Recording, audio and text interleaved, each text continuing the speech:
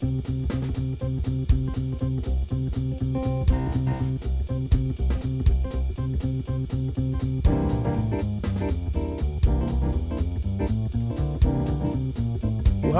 to another broadcast of the Deborah Ruffini Show on the Artist First Radio Network.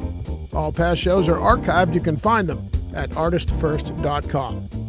And now, from England, here she is, your host, Deborah Ruffini. Greetings from England. This is Deborah Ruffini with another broadcast of the Deborah Ruffini Show. Today it is my huge privilege to be speaking with my dear friend and my first American guest who was on the show, the amazing Christy Parker, founder of Emotional Ethics, which helps individuals and businesses spot and deal with toxic people. Brilliant cause there.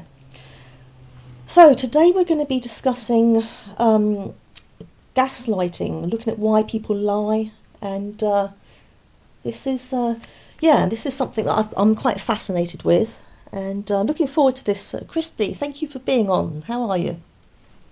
I'm doing great. Thank you for having me on.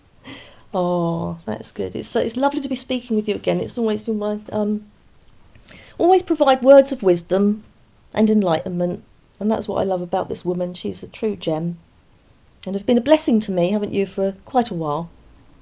Thank you so much. I'm glad I could help. Oh, no, you do more than that. It's been such an eye opener. Because sometimes you can feel things, but you can't kind of make sense of what you're feeling, and you just feel a bit odd about it, and think you're going a bit mad, really. But yes, you're one of the most insightful people I've ever spoken with. So thank you. Yeah, Christy, give us a how do we start there? Well, what is gaslighting? What's the difference between gaslighting and lying? Okay, so gaslighting got its name from a movie called Gaslight that was from 1944. All right. It's basically a husband who is lying to his wife consistently about turning off the lights, or turning on lights, turning off lights, to the point that she thinks she's going crazy. So my point is to take this definition and make it more situational to our situation, because most of us aren't going to have that kind of crazy. We're not going to have that kind of drama where somebody is blatantly turning off lights and then saying that they didn't turn them off, or turning them on and then saying they didn't turn them on, so that the person starts to wonder whether or not they're not paying attention to their own behavior. Right. There were other things in the movie as well that he did, just turning people against her, making other people think that she was crazy. So it's very extreme, and it's something that we don't really have in our everyday life. So what I'd like to do is take it down to what gaslighting really looks like in everyday life. Great. A lot of people get lost in the description because it's so extreme in behavior. It's very dramatic. But basically, gaslighters tell blatant lies. They're pathological liars, but there's more to it than just the blatant lies. Right. This is the biggie for me. This is the big problem that I have with their behavior, and it sets up this, what you call the gaslighting. Instead of turning on and off the lights, basically what they're doing is they are denying what they've said, or saying that they've said something that they didn't say. So instead of thinking of a light being turned on and off and lying about that, it's about everyday conversations. Denying they said something even if you have proof, which often you don't just have proof, you just have your memory if you paid attention. Like, not everybody, when they're having a conversation with somebody, remembers exactly word for word what the person said before, and they take advantage of this. Right. And they will say, "Oh, I didn't say that." When it's all in order to win the argument. So once you start winning the argument or the discussion, they'll go back and say, I never said that. Or they'll say, well, I said this. And you're like, you did? And you have to kind of learn with these type of people to start paying attention to every word they say. And it's exhausting. Hard work. Yes. So I knew a lawyer once who referred to them as people who make you have to constantly try to discern if what they are saying is true. So they'll do that about things that they even just said. And you really do have a keen sense or memory of what they just said. And you can say, well, no, that's not what you said. Yeah. And they will deny it.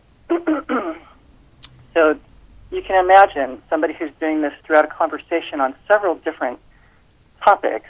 It's crazy making. Yeah. Yeah. So they also deny that they did say something. So while you're wondering why they aren't making sense, then tell them it doesn't make sense. They then say, well, I told you such and such. And then it makes sense because they finally said what they skipped over, but they won't admit that they skipped over it in the first place. Oh, so goodness. It's just exhausting. Messy, isn't it? You end up arguing over the semantics that were missed or not said or were said instead of the actual argument. And it's usually because they've lost control of the conversation. So they just throw these in there. It's a tactic. So even in the face of... Sorry. Sorry? So I was just going to say, even in the face of actual evidence, will they still try it on? Will they still say they hadn't said something? Yes. Right. Yes. And if you call them out on it, they'll change the subject. Okay. Convenient. So it's like you're in a maze, and then all of a sudden the walls change. Right. That's what it's like. You think you're in this one conversation, and then all of a sudden it'll just switch to something else. Or they'll start blaming you for something else that has nothing to do with what the conversation has anything to do with. So they think the receivers lie. So they think the receiver's ears are... They just think they're so influential, or if I've said it, you'll believe it. Well, they're checking. They really are checking to see if you will get sucked into this. They have a tendency to lean toward people who do get sucked into it, and then they want to be in a relationship with that person, either a friend or intimate relationship. They select people that they can manipulate on purpose. Very cruel. Mm-hmm. Very cruel. Yeah, it is. I think in some cases, and I'm going to talk about that later, some of them have just a habit of doing this, not a personality disorder per se, but they have a bad habit of it, maybe from the family that they grew up in, and it's not as intense, but it's still irritating. Oh my goodness. So another thing that they use is they use whatever is near and dear to you as ammunition. So that can look like different things. But let's say, so if you are a good mother or a hard worker or anything that is good, yeah, and you kind of pride yourself on this, they will tell you why you aren't. Oh. They'll attack your integrity because they have none. That's another way. If you're known for having integrity, they will attack you on a minute little thing. They will tell you what you are, but often it is who they are. It's called projection. They're projecting onto you what they are. And this works on people who are naive and can't see, and usually young people. And it works on people who have become codependent on other people's, which is a need to be validated by other people, because you're not able to validate yourself. And that usually comes from somebody who's been in an abusive family. Yeah. So often, most often, the gaslighter is a male and Oh. the victim is a female. Okay. And she's usually younger. Oh, that's interesting. Yeah. So what they'll do is they'll offer something else to this, person, their victim, that saves them from something. They'll be considered their savior, through financial means or through just having knowledge and expertise in some area that saves this person from something or helps them. And often they'll be looked at as the person who saves them from their abusive family. Mm. So that is how people often get sucked into being with a gaslighter and being brainwashed by them eventually. So often it's not easy to spot them in the beginning because some of them are, psychopaths. They're going to use charm in the beginning. It's premeditated. So the most extreme gaslighter is going to premeditate and wear down their victim over time. They're going to use a lie here and a lie there, but mixed in with intelligence and money that helps the victim in some way. So they kind of get the person used to the lies and the blaming and other things because, it's okay because he's helped me in so many ways. Yeah. And then they start ramping it up over time. Anyone can get sucked into it, really, over time. But the people who are able to break away early on have certain skill sets, and we'll talk about that at the end. I personally had an older boyfriend once, very much older. It seemed all fine until one night. So he was very charming, very funny. I was going to make dinner at my house, but he called me and said, come on over and make it at my place. And he said, I've already eaten, but that's okay. Just go ahead and make your meal here, and we'll watch a movie or something. Yeah. And so I had just worked out, and I was very hungry. And I don't think I from what I remember, I hadn't eaten like a big lunch or anything. So I was very hungry, and I wanted a high-protein meal. So I was basically at his place frying up 2 halibut steaks in butter. When he leaned over and said, can I have some? Right. And I said, no, because you said you had already eaten. And he immediately yelled at me, you are so selfish. Oh. Right? Just out of nowhere. You are so selfish. And I then told him, this is all I am having is these 2 halibut steaks. They weren't large. And I said, and I'm hungry. Yeah. And then my rationale came in, and I said, if you had wanted some, I would have brought more food. But again, you said you had already eaten. Sure. Right?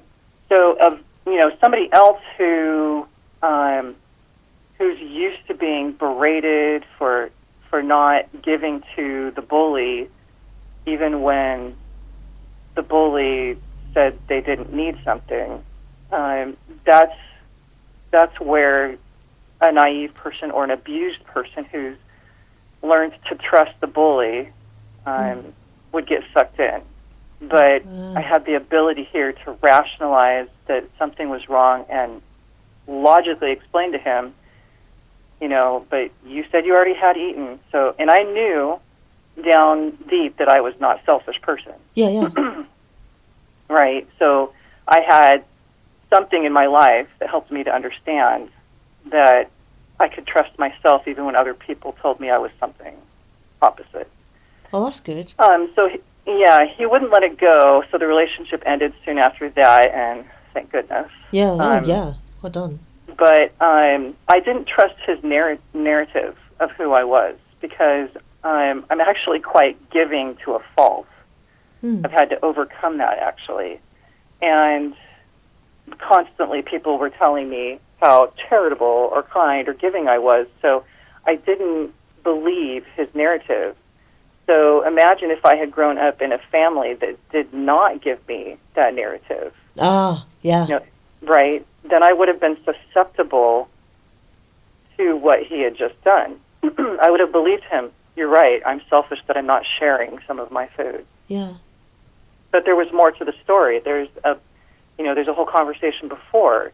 In fact, I saw him as untrustworthy in that moment, because he had not told me the truth, that he would like some of my food. Yeah. If he would have told me that, I would have brought more.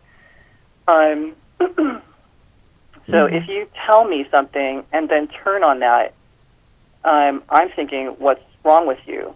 Because it's definitely not me. And that's the attitude that somebody who's been brainwashed or abused into thinking that when somebody gets mad, it's their fault. Their mind has to be unraveled to be able to look at it from a different perspective, and to trust that they don't deserve being treated like that. Now, for somebody who is, who sticks up for themselves their whole life, who never lets people do that to them, it's hard for them to understand how that's possible. Yeah. To get to that point. I think the only people I know of who were strong and brave and really in regular life wouldn't have let this happen to them are POWs, people who have been put into political prisons and then released later, have talked about how their guilt over becoming manipulated and abused over time and what they call learned helplessness, and how they can understand now how somebody can be changed and brainwashed into thinking everything is their fault. So that's why when people go, I don't understand this, why don't they just stand up for themselves? I just tell them, you have been given tools that you need to be grateful for that they never received. So I'm kind of speaking to the person who might be listening to this going, okay, this doesn't make sense. Why don't we just stand up for themselves? There's more to it. So I think what happened with this boyfriend is he knew I wasn't going to be worn down by this. In fact, he was going to get worn down by my rebuttals, if anything. Good. Yes. And that's usually when they lose interest. Oh, is and it? All of a sudden, like if it's the beginning of a relationship, all of a sudden they're gone. And you're like, what just happened? They're always standing up for themselves, and I did it once, and they're gone, right? So yeah. To me, at that point, I didn't understand what was going on. I didn't know what to name it specifically. And so over the years, I've learned how to look back on that situation and realize that he was trying to start a relationship of gaslighting.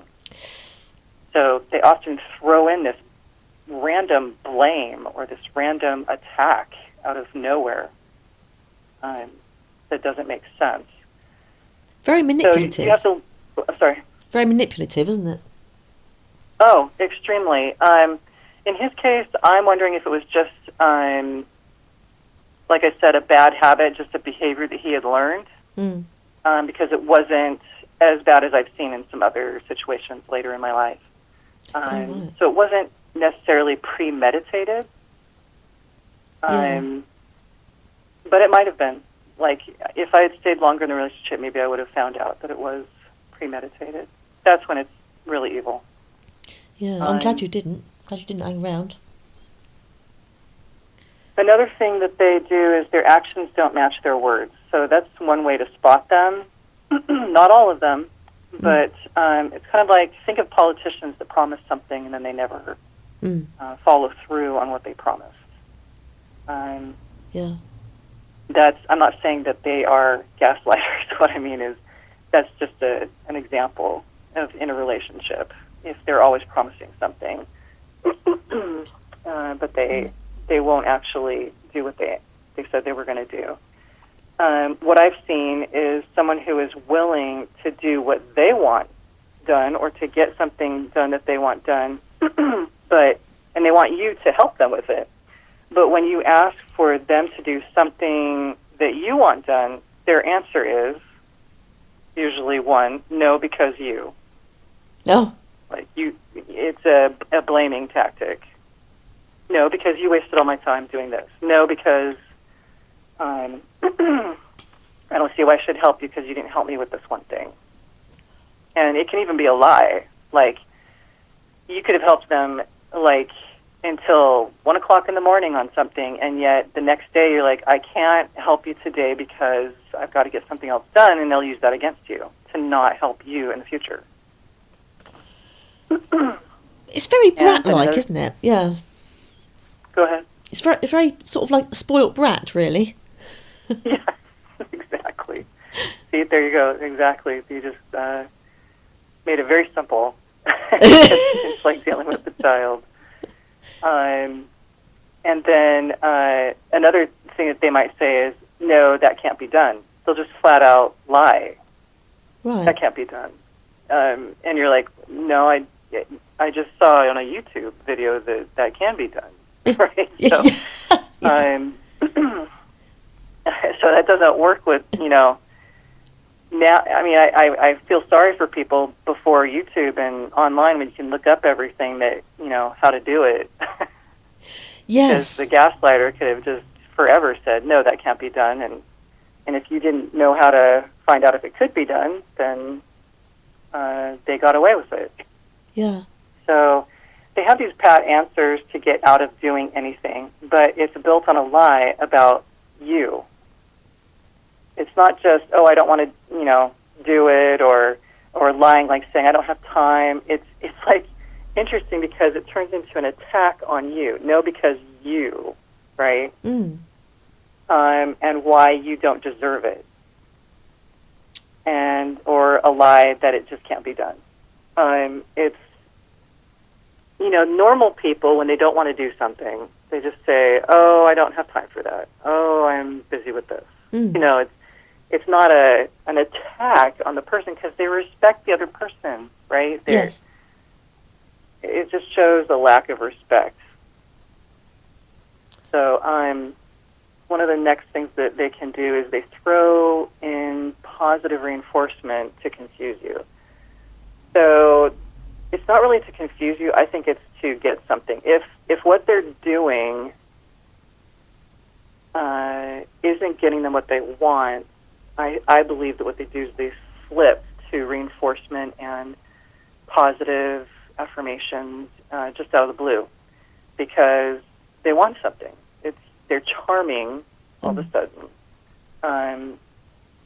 This is when it goes beyond lying. Right. And it actually becomes premeditated to me.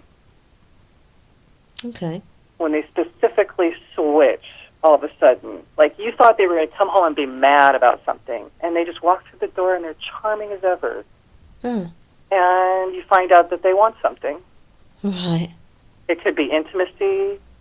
It could be something, anything. So you have to see this pattern of behavior. This makes you think they aren't so bad, right? Yeah, of course, yeah. Yeah. It strings you along, totally. And it's calculated to do so. It is totally premeditated. And sometimes it's based on a fear. Like, maybe something in your tone of voice was like, I'm on to you, and, I don't believe you. And then all of a sudden they flip to charm. Like, whoa. It can be pretty fast and disturbing sometimes. So trust that when something doesn't make sense. It's kind of like almost like bipolar. It seems bipolar in nature, but it's not. It's premeditated. Bipolar is when it's something in the brain that causes it. Right. It's a hormonal imbalance that fluctuates.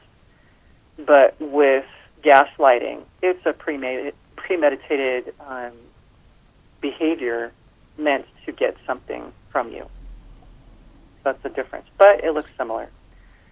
So it makes you question the reality that they are a bad person. See, there was some other note that I made that I wanted to bring up. Like often when you hear about somebody, like somebody will talk about somebody and say, oh, they did this and this and that, and let's say you're trying to get validation in this behavior, and, you know, they automatically defend them, like, well, they do some good things in the world, right? And they say this about some terrible people. Somebody who's just something that they've done terrible, and yet they still, I would suggest not going to people who are like, that's a very rational, they call it a rational personality, which is, it's good to be rational, but it's not good to justify everything. No. And often that type of personality isn't the person to go to when you're trying to get feedback on somebody's manipulative behavior, because that personality will rationalize anything that's placed in front of them. Oh. It's almost like playing devil's advocate. And that is like the worst personality to go to in a friend or family member. And I once had a situation where I thought, well, am I just crying over spilt milk? Am I just, is this a small thing and I'm making it bigger than it is? And so I went to a friend that I trusted, who I found could see patterns of this type of behavior, and she actually helped me a lot. Oh, good. And I basically said, "Am I crying over spilt milk?" After I explained the situation to her, and she was dead silent. And then out of the blue, she just said, "Christy, a bomb went off in the milk factory." Oh. You're not. Wow. I thought that was the greatest analogy. It wasn't spilt milk. Yeah. It was an explosion of milk. Yeah. That's good. You know, a bomb went off at the milk factory. I thought she was just brilliant for that. And I was like, okay, so it's okay for me to set limits on this behavior, you know. So sometimes you need somebody to help you analyze what's happening to you, but choose wisely, because some of them will, if you find that every single time you talk about something that somebody did that is really rude, and they rationalize that behavior, just know that's somebody that you cannot trust in this situation. They just have a bad habit of rationalizing everything. Let's see. Is it still a condition? I mean, although it's something that is like very different to bipolar, but in the respect that, would you say it depends what condition is, doesn't it? I mean, I don't know. You mean the gaslighter? Yeah. Oh yeah. I was going to go into that later, sorry. Yes, they have. There's usually different levels of them.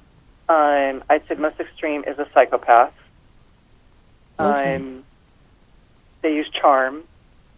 They use anger. They use whatever gets them what they want, and so it's very premeditated. And then you have other disorders such as narcissism, where they just always want to win no matter what. Yeah. And so they'll lie in order to win every single argument. And then if you throw in borderline personality disorder, it's just a mess. Oh. It's a crazy train, is what I like to call it. Oh. And that's when they start mixing in the seduction with the anger back and forth, mixed in with blaming you. Oh, my goodness. Yes, it is usually gaslighting is usually a tool that these personalities use.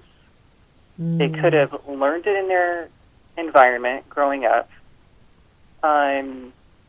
or if they had a lenient parent system where there were no consequences, or the parents were just very naive themselves, and this child has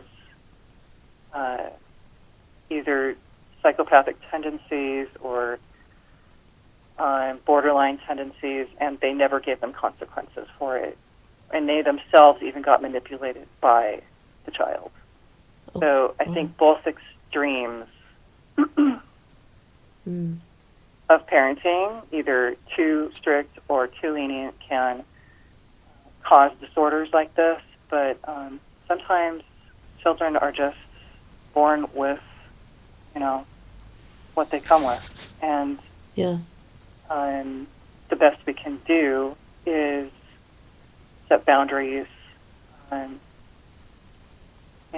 give consequences that are in line with the behavior. Yeah. But that's getting off track. But I think that's very important to understand that there's usually a mixed bag of disorders that are causing this. Right. They also know that confusion weakens people. Right. So what they'll do, I call it the squirrel effect. I don't know if you've ever seen the movie Up. No. Not personally, no. Okay, it's a Disney film where they have this old man and this Boy Scout. It's a cartoon. And they go up into a house that's floating with balloons. All right. And then they go to this place where there just happens to be this dog that has a collar on its neck, making it so that you can understand the dog. Okay.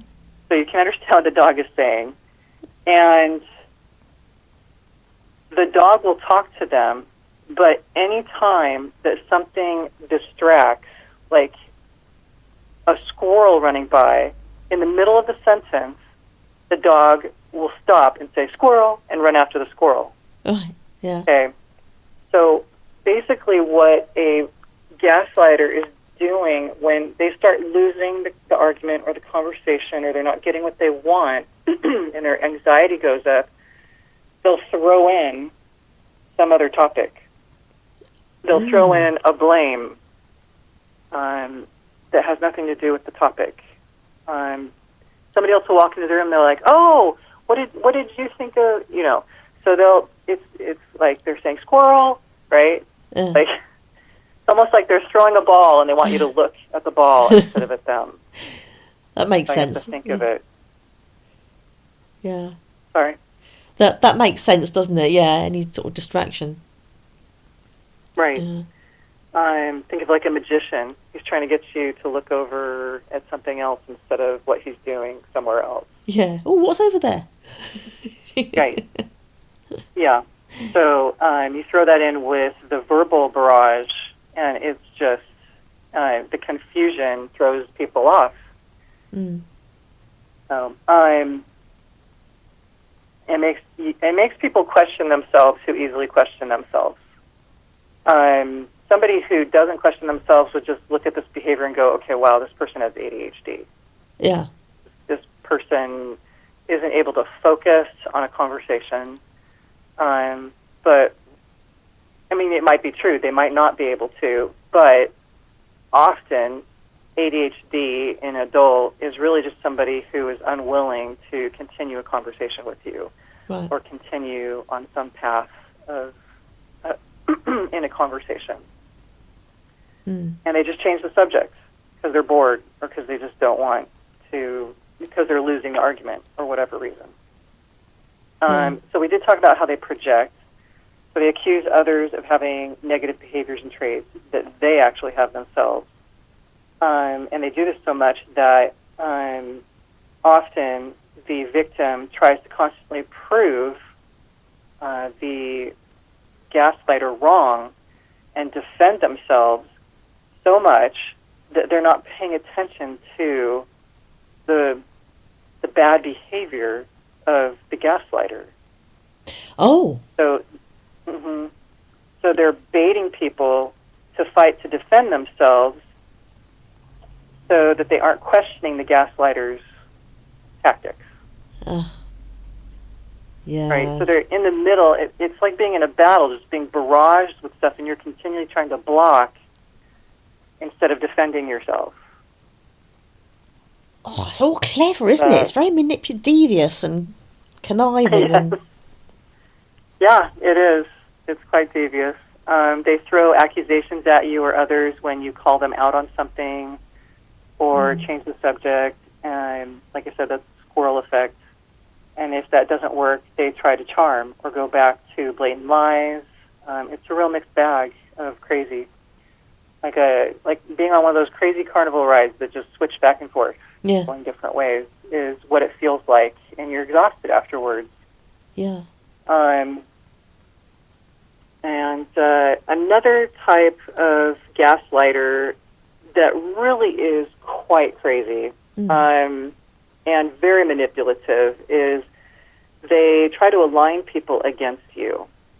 So that could be in the form of slander, but what's crazy is when it happens in the room, and it's called triangulation.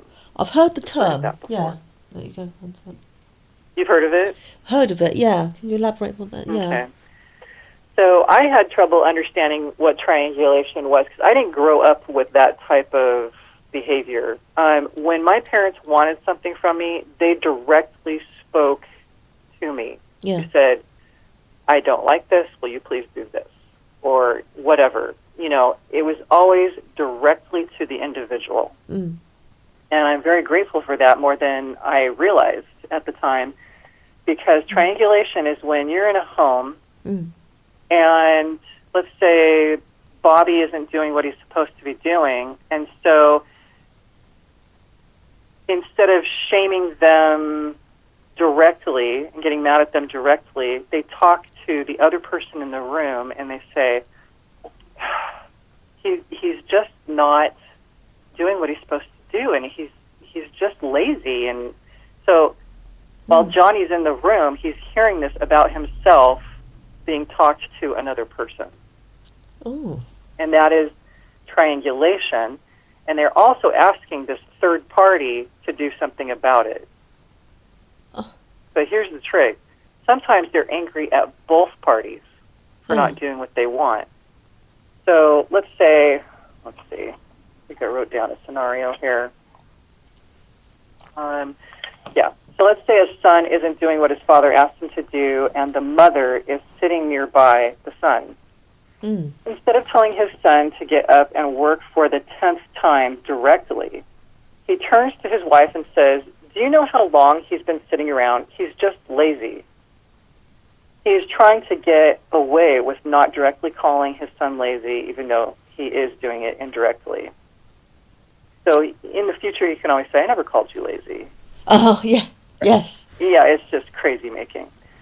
So, and then he's also trying to get his wife to do something about it because secretly he's angry at her because she's not doing what he wants her to do either.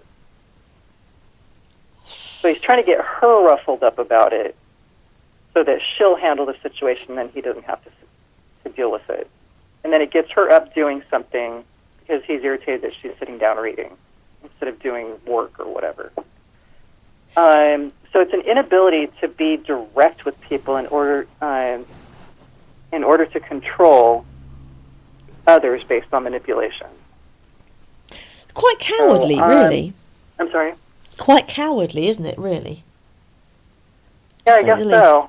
I would say it's almost passive-aggressive. Yeah.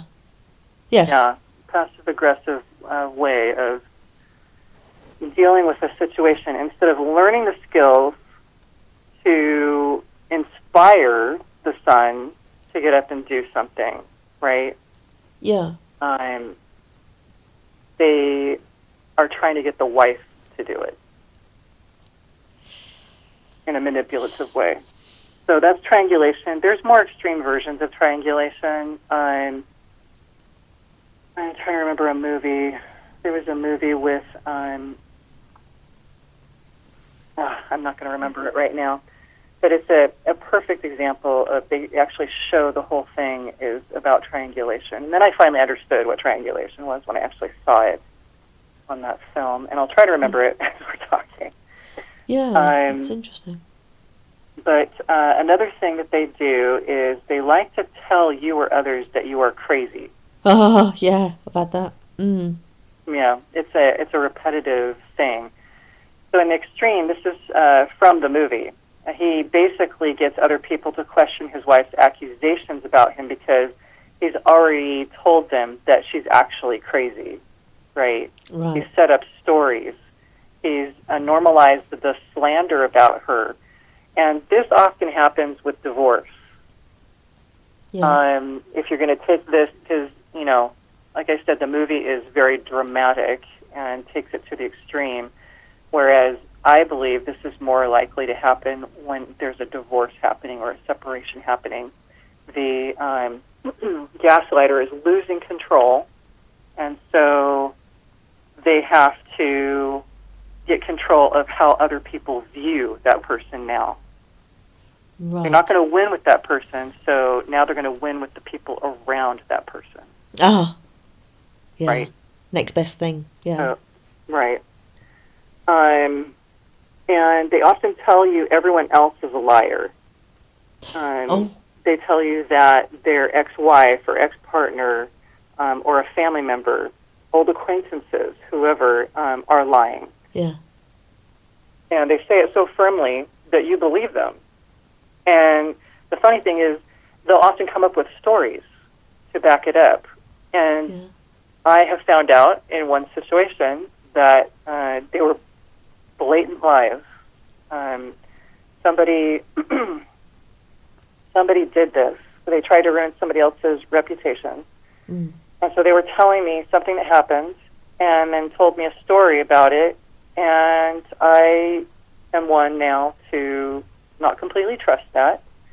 And so I will go find out from other sources if that is actually what happened. And it wasn't even half lies.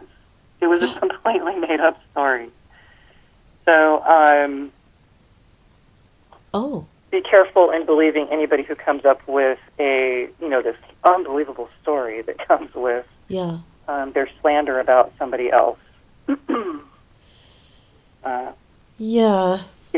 Be careful of ruining somebody's reputation based on one side. I'm not saying you have to invalidate somebody when they're talking about something that might or might have not happened to them. But afterwards, see if you can find out if that's actually the truth before you share that with anybody else or believe that. I've actually done that. That was something that happened I won't go into that because it's too interesting. But yeah, I found myself doing that, checking it out, because you know what they're saying is just a load of rubbish. Right. Right. They use slander a lot when all their other tools don't work. Very sad. So now what I want to move on into is why gaslighting. And we did talk a little bit about why they use gaslighting, obviously, but I mean the different levels. And there are different levels and reasons for gaslighting, which really means when somebody says gaslighting, what they really mean is somebody who is manipulating and lying to someone in a way that alters their perception of the gaslighter. What? Or themselves or others. It's seeking to change the reality that you see or are experiencing or are feeling in accordance to what they want you to believe. Some psychopaths are extreme. There's different levels of them, and they're extremely manipulative and charming, and they actually find it fun to do this to people. That's lovely. The most disturbing part. It's a game to them. The best way to spot them is often by their jobs, employments. If you look at psychopath jobs, there's many of them. A lot of them work in Hollywood. I'm going to make a note of that. Behind the scenes. A lot of them work behind the scenes. And a lot of them are lawyers. A lot of them are CEOs. And they get into these places of power. They become experts in some area so they can have power because they want to be able to mess with people and control people. Yeah. And so sometimes it's not just about control. It's just they like to mess with people. Evil. The extreme ones add charm into the mix that either precedes the relationship or is mixed in from time to time to keep you hanging on and to get them what they want. It can be mixed with sadism, which is actually enjoying hurting people. that is, like I think I've explained before in your other podcast, sadism is a learned behavior from their family of origin. It is not a something wrong with the brain, so to speak. So it can be mixed with sadism and cruelty, insensitivity, control issues, and adds in lying to that mix. But it can also be mixed in with great charitability, funny times, fun times. It's just kind of thrown in order to keep you there. But you'll see over time that there's no change in this behavior. It just keeps flipping back and forth according to what they want. And if they are ever nice, it's because they are so benevolent and have deemed you worthy of receiving a reward. So a lot of people with narcissism, borderline disorder, and other similar disorders, like bipolar, you can be bipolar and yes, be a gaslighter. So you're using your disorder to actually manipulate people. And what they'll do is they're baiting and distracting and charming. Yeah. And then you throw in the ADD and the ADHD, and it's, like I said, a crazy train. There are lower levels of gaslighting by people who either grew up in a household where this was the norm, it's the name of the game in their household and they had to play it, or they had lenient parents, like I said, who just were too naive that a child had this ability to manipulate them. And I've seen it. They actually, as adults, still have this behavior with their parents. They become different when the parents walk in the room even. Oh. It's like watching just a circus as they charm the parents and just use whatever tools to manipulate even the parents. These people can have semi-normal relationships, the ones that are lower-level gaslighters. Right. So semi-normal relationships, they can work well in almost any job and often do good for others in their community. So these are the ones that are subtle and can be very difficult to find because often the gaslighting doesn't happen in open, but behind closed doors at home. So if the spouse doesn't call it out, then it is a silent nightmare for the whole family. Especially since the gaslighter acts like everything is fine as soon as the door is open. As soon as they go out, the gaslighting stops. Or it's maybe only in private when nobody can see it. Yeah. Or it's said under like a snide remark that nobody else understands. Oh. The meaning behind it. Right? So so sometimes outside people will see it and they'll be like, wow, what's up with that? Right? Yeah. But usually it's only behind closed doors. So if the spouse, and like I said, it's usually the wife who is the victim, isn't handing out or setting boundaries on that behavior or calling the gaslighting out, then it can become really bad psychologically for the children. Yeah, I bet. Right. If, on the other hand, the spouse or children call out the behavior, because sometimes it's not the spouse that'll do it, it's the child who sees it. You get this really intelligent child that can see through things, and they'll call it out. Quite amazing. And it can, if it's not, I mean, you can't dismiss the behavior. You just can't at all. Like any instance, you have to call them out on it.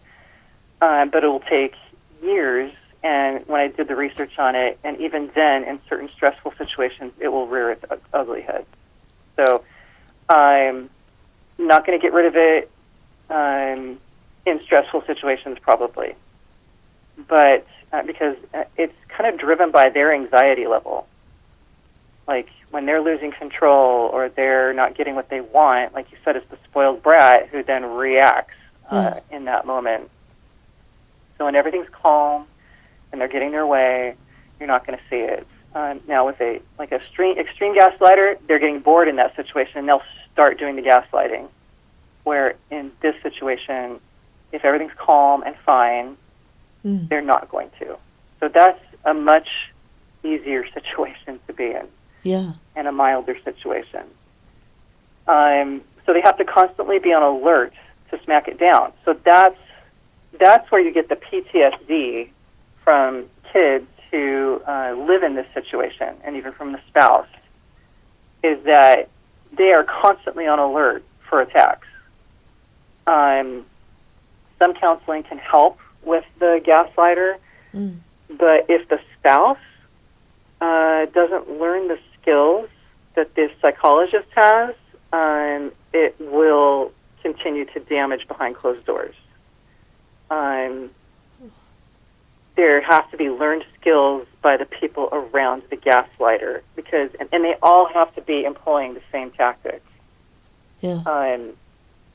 And the fighting isn't great, right? The fighting isn't great that they're going to see. Anybody who lives with a gaslighter and starts setting boundaries, you're going to start seeing all-out war. And but if the children can see that it's worked out, and even see their mother stand up to something, it is very hopeful that they can then employ that same behavior when they are in a situation with a gaslighter. It's almost like you're basically showing them what to do. So often what happens is the victim of a gaslighter doesn't want to upset the gaslighter, doesn't want to upset anything. So therapy really needs to be infused here to help the victim see what's happening, gain the skills to be able to set boundaries, to say basically no, and to disagree, and to walk away without feeling guilty for how the gaslighter feels about that. And not feeling guilty that the kids have seen that. Yeah. Because, like I said, you're mirroring for them. You are showing them the example of how to set a boundary with somebody who's being disrespectful and manipulative. So that's one of the biggest hurdles, I think, to overcome. And it doesn't happen overnight.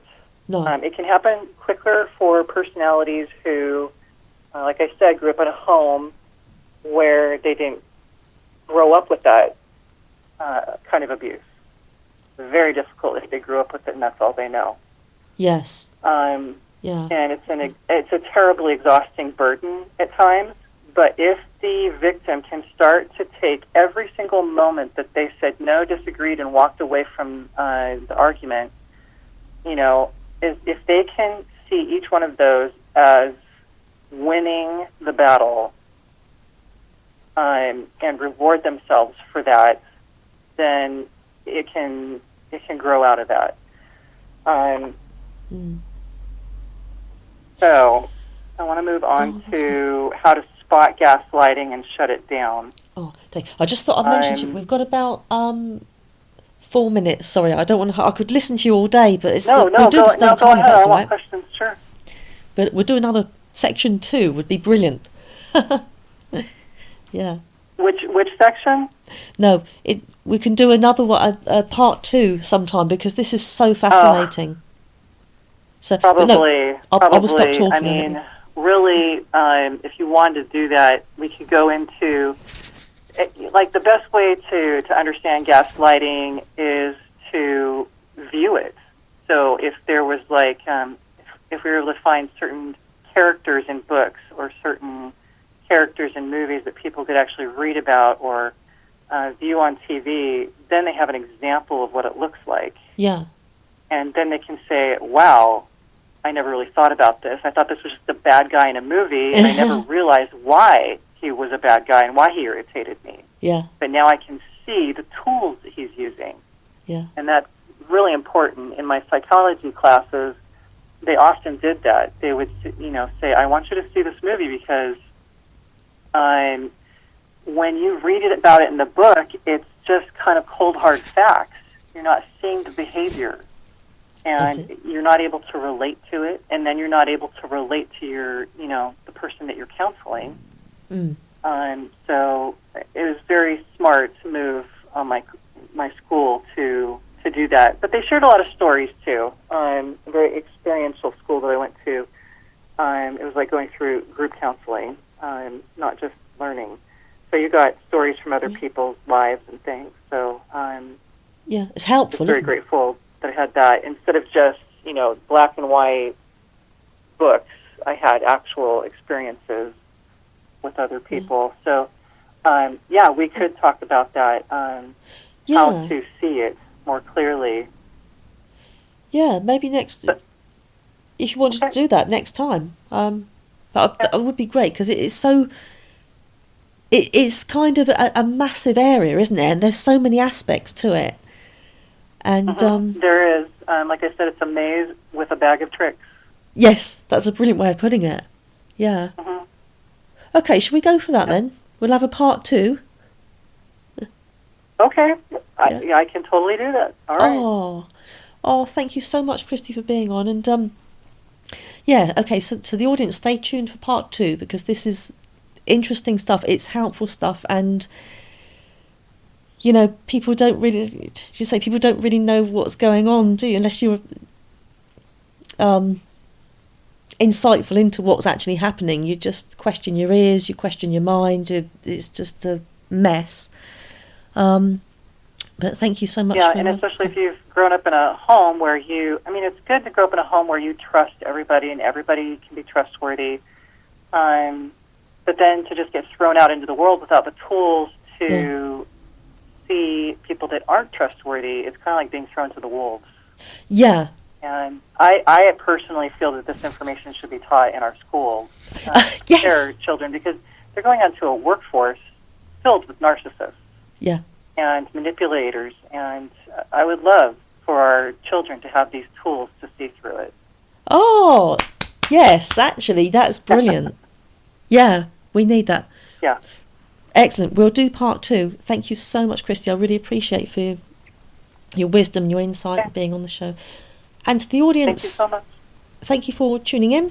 And until next time, lots of love and God bless.